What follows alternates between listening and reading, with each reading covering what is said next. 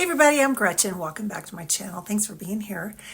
Yesterday I went over to see one of my daughters at their home. My two daughters live together. And back in, I think August, there was a really weird storm that came through their area where they lived. And they have about 8 garden boxes in the back that had everything from cut flowers to all kinds of vegetables and herbs and just all these wonderful things that they lovingly planted and have been taken care of all summer.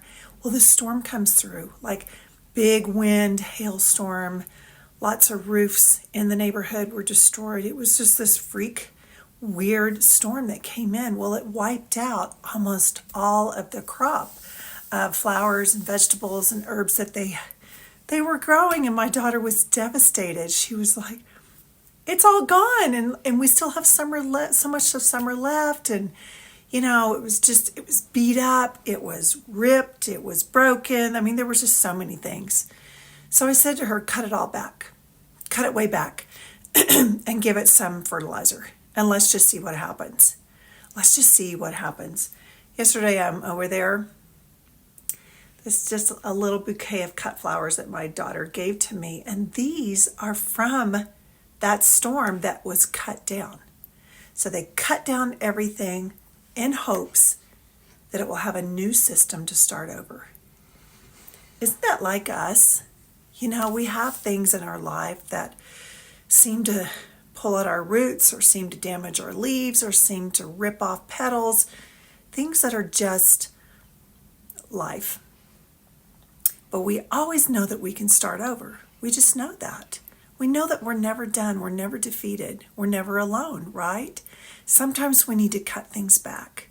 Sometimes we need to physically, mentally, spiritually, socially cut things back and see how it grows back. These colors, the way that these flowers were reaching up to the sun is such a testament to me that resilience can produce amazing, amazing things in us.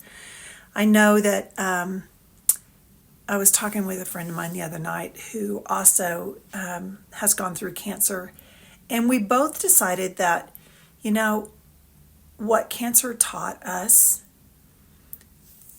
the rewards that we're understanding right now, not just a healthy body, but more than anything is a sense of love and respect for our bodies and ourselves. And that only came, that realization only came because of cancer. Because I wasn't forced, or I wasn't in a place that I really, really took notice and thought about every particle, organ, cell of my body and really appreciated it.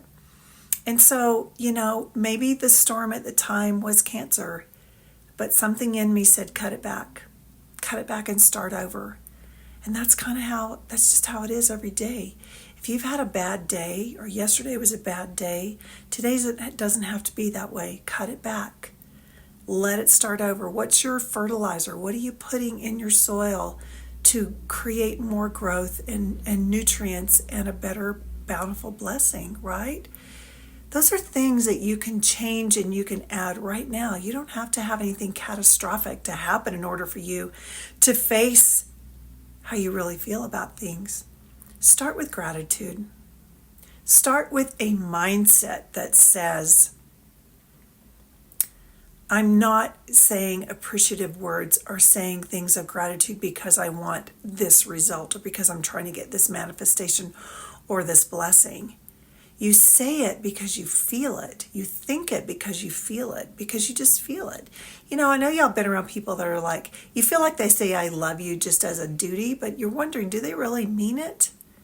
Right? Or is it just something that's said?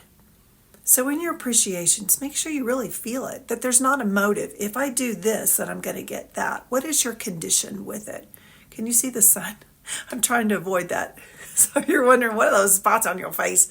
It's from the sun coming through my blinds. So always think about, there used to be an ad a long time ago. I was a kid, I think, and I think it had something to do with margarine, but it always said, you can't fool Mother Nature.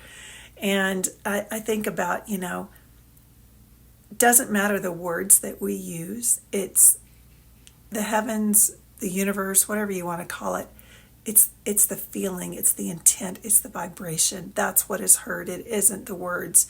And I know that I have at times been in what I call like a speed round of prayers. Oh, please, oh, please, oh, please, oh, please, please.